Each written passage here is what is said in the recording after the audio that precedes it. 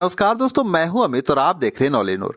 दोस्तों, मेरे एक व्यूअर ने एक बहुत ही आम लेकिन एक गंभीर सवाल पूछा है, जिसे देखकर आप लोगों के भी मन में यह सवाल जरूर आ सकता है कि भारतीय रेलवे इन सभी लोगों को लेकर क्यों कुछ नहीं करती है।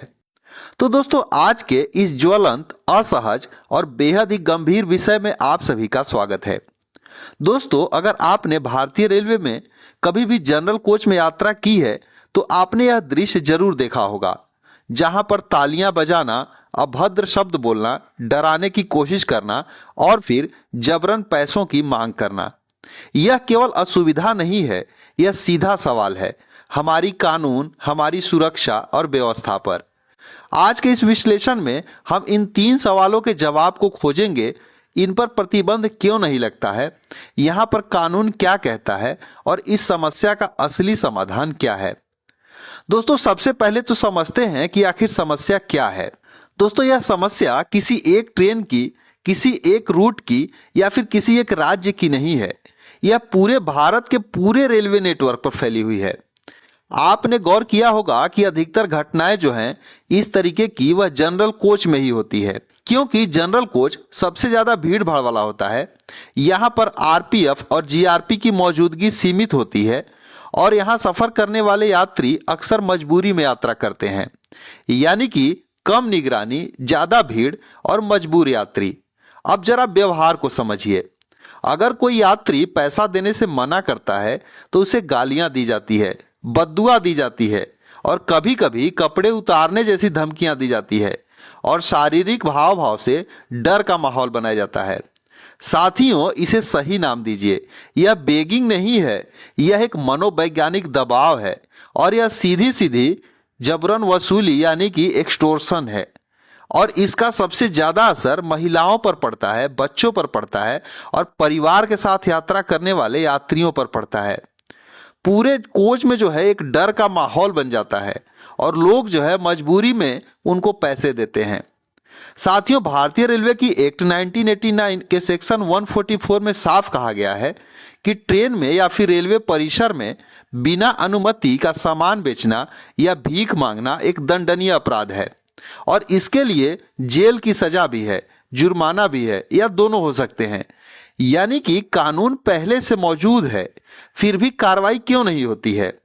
तो दोस्तों, यहां मामला तब जटिल हो जाता है जब हम सुप्रीम कोर्ट के नालसा बनाम यूनियन ऑफ इंडिया के फैसले को देखते हैं। इस फैसले में ट्रांसजेंडर समुदाय को थर्ड जेंडर की मान्यता दी गई है और उनके सम्मान, गरिमा और उनके अधिकारों की रक्षा की बात कही गई है। और यह फैसला सामाजिक न्याय के लिए था, लेकिन समय के साथ इसका गलत उपयोग शुरू हो गया। मैदान में काम कर रही एजेंसियों के सामने कई व्यवहारिक समस्याएं आती हैं, जिसमें सबसे बड़ी समस्या होती है कि इन सब समुदायों के लिए अलग से लॉकअप की कोई व्यवस्था नहीं होती। संवेदनशीलता को लेकर दबाव होता है और कार्रवाई करने पर विवाद खड़ा होने का डर होता है। इसीलिए कई बार आप देखे होंगे आरपीएफ, जीआरपी सब कुछ देखते हुए भी इन सब चीजों को अनदेखा कर देते हैं और वह चुपचाप चले जाते हैं। अब हम आते हैं सबसे अहम सवाल पर कि इन पर प्रतिबंध क्यों नहीं लगता है। तो दोस्तों, कोई भी सरकार इस किसी पूरे समुदाय पर प्रतिबंध नहीं लगा सकती है, क्योंकि ऐसा करना संविधान के आर्टिकल 14, आर्टिकल 15 और आर्टिकल 21 का उल्लंघन होगा। लेकिन ध्यान से समझिए, जबरन वसूली पर पूरी तरह से प्रतिबंध है। कानून में बेगिंग या फिर एक्सटोर्शन दो अलग चीजें होती है। समस्या समुदाय की नहीं है, समस्या अपराध की सही पहचान की है। अगर सही धारा लगाई जाए तो कार्रवाई पूरी तरह से संभव है। पर अब सवाल है कि समाधान क्या है। तो दोस्तों, समाधान 3 स्तर पर है। पहला, जबरन वसूली को एक्सटोर्शन के रूप में दर्ज किया जाए और रेलवे के एक्ट जो है सेक्शन 144 के सख्ती से पालन किया जाए। दूसरा है कि रेलवे का हेल्पलाइन जो है 139 को और प्रभावशाली बनाना होगा। जनरल कोच में मोबाइल पेट्रोलिंग बढ़ानी होगी। और तीसरा है कि यात्री की जागरूकता, डर के कारण किसी भी को पैसे न दें, तुरंत जो है इसकी शिकायत करें और जहां तक संभव है फोटो या वीडियो का सबूत जुटाएं। तो दोस्तों, यह लड़ाई किसी समुदाय के खिलाफ नहीं है, यह लड़ाई डर, जबरन वसूली और कानून के गलत इस्तेमाल के खिलाफ है। और जब तक अपराध को अपराध की तरह नहीं देखा जाएगा और कानून को सही नाम नहीं दिया जाएगा, तब तक जनरल कोच का यह कड़वा सच कभी नहीं बदलेगा।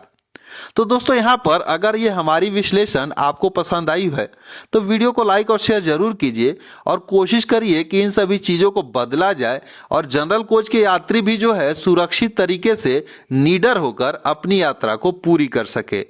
तो उम्मीद करते हैं आपको ये चीज़ें समझ में आई होंगी। सो इस वीडियो बस इतना ही, मिलते हैं एक दूसरे वीडियो में, तब तक के लिए धन्यवाद।